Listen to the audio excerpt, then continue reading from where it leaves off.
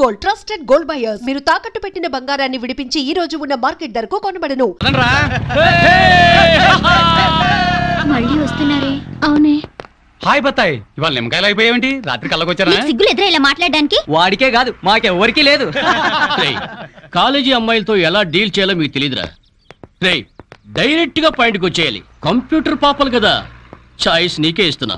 ఏ hotel book చేయాలో చెప్పు, ఎంత బిల్ అయినా నాది, ఎంజాయ్మెంట్ ఇద్దరిది. ఓకే?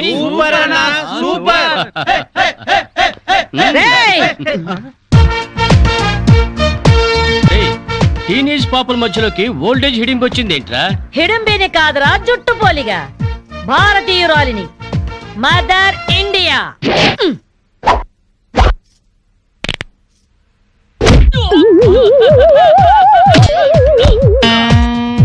వాణ్ణి కొడితే నిమిషాకేయా తచ్చు వెధవా.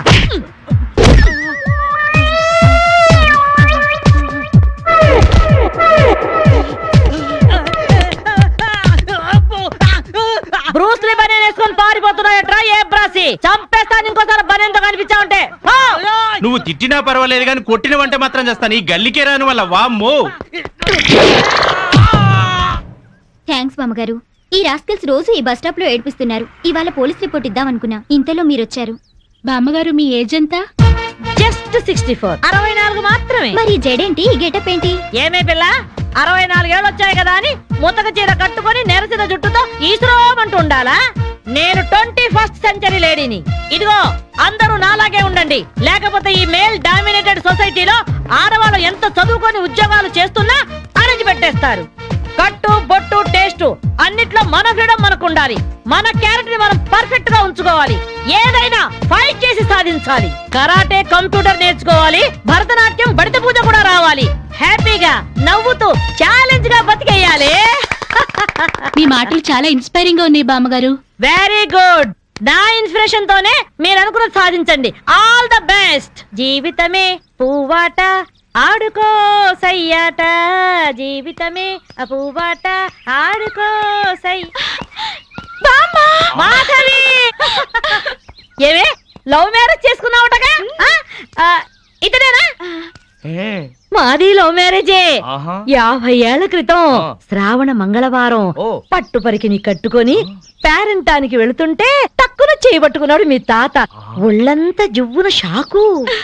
ఇంట్లో వాళ్ళకి ఇష్టం లేకపోయినా సరే పట్టు పట్టి ఆయన్నే పెళ్లి చేసుకున్నాను. మీరు చాలా గొప్పవాళ్ళు బామ్మగారు. ఏమండి, బామ్మ వాళ్ళు మా ఇంటి పక్కనే ఉండేవాళ్ళు. చిన్నప్పుడు నేను ఈవిడ దగ్గరే పెరిగాను. చాలా సంతోషం. పదండి బామ్మగారు లోపలికి. మీరిద్దరు ఏదో సినిమాకో షికార్కో వెళుతున్నట్టుంది. నేనేమైనా డిస్టర్బ్ చేశానా? డిస్టర్బెన్సా పాడా? ఇంకా నేను పదండి లోపలికి. రా బామ్మ. రండి బామ్మగారు రండి.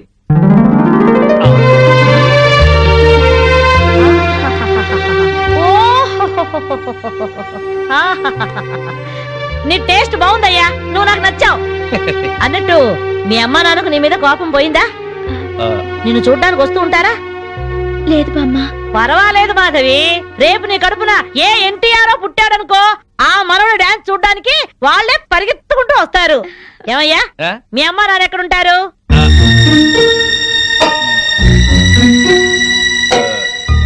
పాపం వాళ్ళ అమ్మా నాన్న దివిసీమ తుఫాన్లో పోయారు. ఏమండి, బామ్మగారికి 50 ఏళ్ల కొడుకు కోడలు ఈ మధ్యన యాక్సిడెంట్ లో పోయారు. మన చేతుల్లో ఏముందయ్యా, అంతా భగవంతుడి ఆట. ఇంకా నా మాడు పెళ్లి బాధ్యతలున్నాయి నా మీద. వాడా అమెరికాలో ఉన్నాడు. వాడి పెళ్లి సంబంధం కోసమే ఎల్లుండి ఢిల్లీ వెళ్ళాలి. అయితే అప్పటిదాకా మా ఇంట్లోనే ఉండు బామ్మ. అవును బామ్మగారు, మిమ్మల్ని చూస్తుంటే మా బంధువులందరినీ చూసినంత ఆనందంగా ఉంది. మీరు ఇక్కడే ఉండండి. మీ కుర్ర జంట మధ్య నేనెందుకయ్యా? ప్లీజ్ బామ్మ.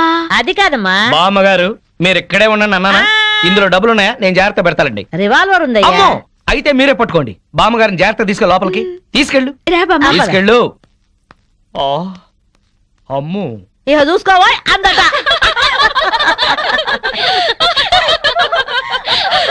ఇలా మనస్ఫూర్తిగా నవ్వుకుని ఎంత కాలమైందో బామ్మగారు. తెగ నవ్వించేస్తున్నారు. అవును బామ్మగారు, మా ఆయన ఎంత చక్కగిలి పెట్టినా ఇంత నవ్వు రాదు. 2 జోకర్లు నాకే పెడితే ఇంకో జోకర్ నీకేలా వస్తుంది? మోసం చేయకు. ఇది రాంగ్ షో కాదు, డీల్ షో. రాంగ్ షో అంతే కాదు, డీల్ షో అంటే ఏమిటి ఆ గోలా? ఈ వేళంతా నవ్వుకుంటూనే ఉన్నాం, ఏదో ఒకటి జరుగుతుందని అనుకుంటూనే ఉన్నాను. పేకాట దగ్గర కొట్టుకుంటున్నారు. వెళ్ళి 4 తగిలించండి. అమ్మో వాళ్ళనే. దొండకాయ వేయించినట్టు వేయించాలి. ఉండండి నేను చెబుతాను. కాదు డీల్ షో నాకు చెప్పి నువ్వు మేకడ ఆటిని రాని ఏయ్! డీల్ షో ఎవర్రా ఎదిగే పిల్లలున్న చోట ఈ తాగుడేమిటి, ఈ ప్యాకెట్ ఏమిటి? ఆటిని రాని వచ్చి బతికించింది అనుకుంటుంటే ఈవిడొచ్చి చంపుతుందట బావా. ప్యాకాడ గురించి నీకేం తెలుసు? వెళ్ళు. ఏమిట్రా కూసావు? నా పేరే ఉషా ప్యాకప్. ఏంటి వేస్తావా? చూస్తావా? ఇదిగో, తీసుకో, ముక్కలు తీసుకో. అంత ఏసుద్దంట. చూద్దాం అది కూడా. కలుపు చూస్తాను. ఏయ్ మాట్లాడటం కాదు, కత్తిరే చూస్తాను.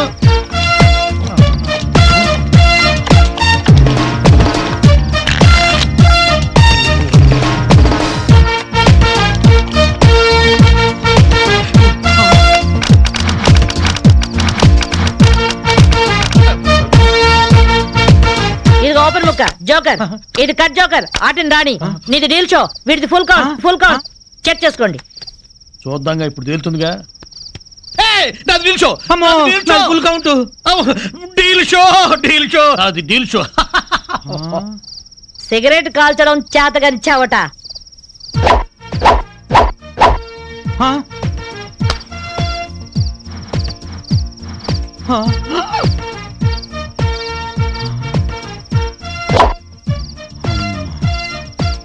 ఏంటి ముసలాం అనుకుంటుంటే ఓ రెచ్చిపోతున్నావు? ఏమిట్రా కూసావు? నేను ముసల్దాన్నా? షూట్ చేసేస్తాను గాడిదల్లారా. ఏయ్ ఛై, చిన్న జోక్ వేస్తే అరగంట నవ్వుతున్నారా మీ ఆడవాళ్ళు? ముందు వాళ్ళని సంతోష పెట్టడం నేర్చుకోండి. 13 ముక్కల్ని సెట్ చేయడం కోసం తల పట్టుకోవడం కాదురా, ఇంట్లో అందరినీ ఒక జట్టుగా సెట్ అయి ఉండేలా చూడండి.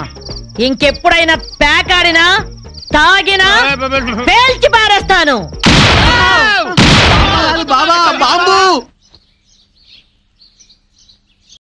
వస్తాను మాధవి, వస్తానరా?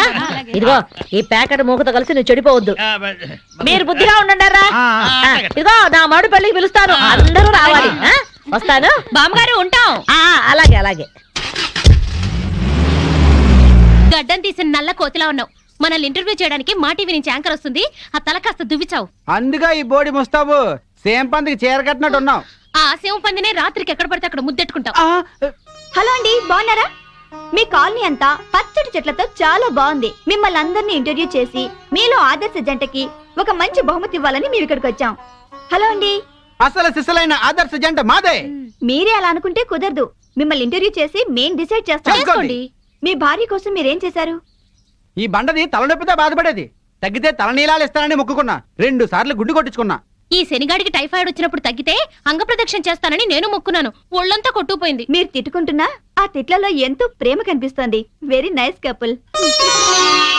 హలో, నమస్తే సార్. నమస్కారం. మీ శ్రీమతి కోసం మీరేం చేశారు? ప్యాకాడ గురించి అడగండి, ఎంతైనా చెప్తాను. 1000 ఎపిసోడ్లు అయినా ఓకే. ఇట్టండి మనకు నచ్చవు. కావాలంటే నువ్వు వెళ్ళవే, వెళ్ళు. మురళీకృష్ణ గారు, మీ 20 ఏళ్ల వివాహ జీవితంలో మీ భార్య కోసం మీరేం చేశారు? ఏమండి, మీరిచ్చే 5000 కోసమని లక్షలాది జనం ముందు మా పర్సనల్ విషయాలు చెప్పుకుంటావా? నేను మా ఆవిడికి పూలు తీసుకొచ్చాను, అమృతం రాశాను, కాళ్ళు పిసికాను, కడుపు చేశాను. అవ్వ, ఇవన్నీ చెప్పుకునే విషయాలండి. ఏంటండి ఇది? సారీ రాణి, నేను జనానికి నీ గురించి చాలా బాగా చెబుదాం అనుకున్నాను, కానీ యాంకర్ ఏమో లేటుగా వచ్చింది, నాకేమో బెల్లు కొట్టింది. Hello sir. నమస్కారం. Hello madam. హలో. మీకు ఈ కాలనీలో పెళ్ళాం పిచ్చోడనే నిక్నేమ్ ఉంది కదూ? మీకెలా తెలుసు? అందరి గురించి తెలుసుకునే వచ్చాను. మీరు మీ భార్య కోసం ఇప్పటి వరకు ఏం చేశారు? చూడండి, ఆలికి అన్నం పెట్టడం ఊరికి ఉపకారం అని తెలుగులో ఒక సామెత ఉంది. తన జన్మని మనకిచ్చి తనకు జన్మనిచ్చిన వాళ్ళను వదిలొచ్చి మన పిల్లలకు జన్మనిచ్చే భార్యకి ఏం చేసినా తక్కువే, ఎంత చేసినా తక్కువే. వా, ఎంత అద్భుతంగా చెప్పారు సార్. నన్నెవరన్నా పెళ్ళాం పిచ్చోడంటే నేనేం ఫీల్ అవను. ఆ మాట నేను పూల కిరీటంలా భావిస్తాను. పద్మశ్రీ పద్మభూషణల కన్నా గొప్పగా ఫీల్ అవుతాను. క్రికెట్లో వరల్డ్ కప్ అందుకోవడం కంటే పెళ్ళాం చేతిలో పాల గ్లాస్ అందుకోవడమే హ్యాపీగా ఫీల్ అవుతాను. నోబెల్ ప్రైజ్ అందుకోవడం కన్నా పెళ్ళాం చుట్టిచ్చే కిళ్ళి వేసుకోవడంలోనే థ్రిల్గా ఫీల్ అవుతాను. గిన్నీస్ బుక్లోకి ఎక్కడం కన్నా పెళ్ళాం పక్కలో చేరటమే ఆనందంగా భావిస్తాను. మనం పూజించే దేవుళ్లే పెళ్ళాం కోసం యుద్ధాలు చేశారు, అప్పులు చేశారు. శ్రీరాముడు, శ్రీకృష్ణుడు, వెంకటేశ్వరులాగా నేను కూడా పెళ్ళాం పిచ్చోడ్నే. You are so lucky. అద్దరు కొట్టేశారు సార్. కంగ్రాచులేషన్స్. సో ఈ కాలనీలో ఆదర్శ భర్తగా ఫస్ట్ ప్రైజ్ మీకే ఇస్తున్నాం. ఇఫ్ యు డోంట్ మైండ్, నేను ఈ చెక్కు నా భార్య చేతుల మీదుగా తీసుకుంటా. ష్యూర్, దట్ ఈస్ పెళ్ళాం పిచ్చోడు. Thank you madam.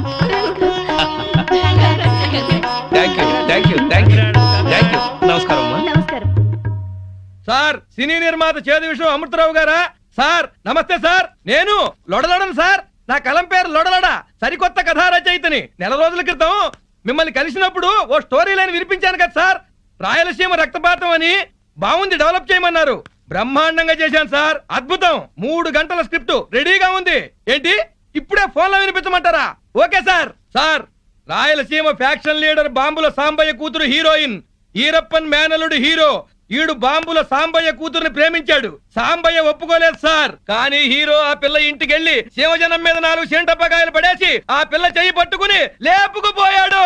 బాంబుల సాంబయ్య గ్యాంగ్ హీరోని తరుగుతా వస్తుంది. 350 టాటా సుమోలు, అన్ని వైట్ కలరే, 10 పటాన్ ట్యాంకులు, 3 హెలికాప్టర్లు, 250 గుర్రాలు, 4 రైళ్లు, 1000 సైకిళ్లు, అందరి చేతుల్లో బాంబులు గొడ్డళ్ళు.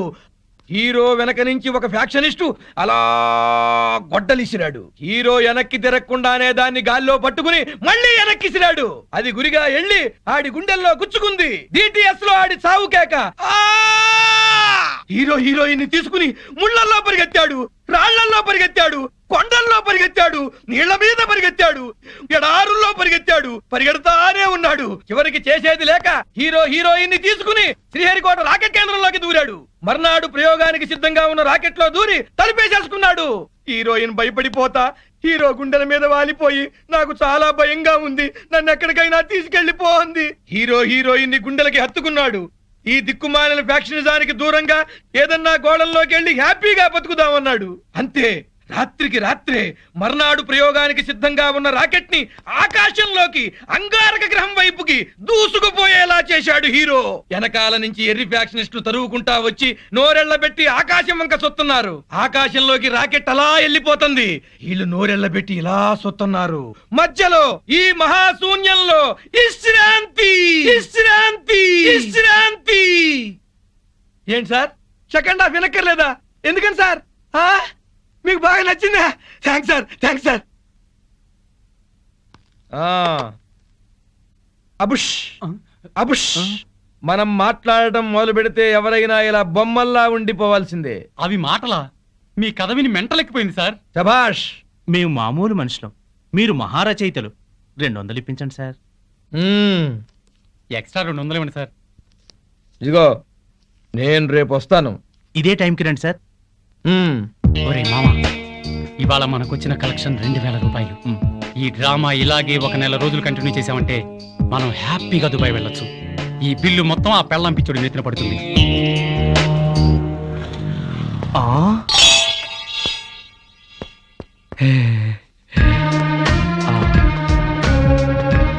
హలో, ఏం శ్రీనివాస్ బాయ్, నువ్వు చాలా చాలా అదృష్టవంతుడివి. నీకు ఎక్కడ పడితే అక్కడ డబ్బు దొరుకుతుంది, కానీ అప్పు తీసుకుంటే నువ్వే ఫోన్లో కూడా దొరకవు. అది కాదు సేట్జీ, నిన్ను కలుద్దామని బైక్ మీద స్పీడ్ గా వస్తుంటే ఈ నోట్ల కట్ట దొరికింది. ఈ నోట్ల కట్ట నాది బాబు. రోడ్డు మీద నేను కనిపిస్తే నువ్వు ఆగవు, డబ్బు కనిపిస్తే ఆగుతావు. అందుకే ఈ ప్లాన్ వేసిన.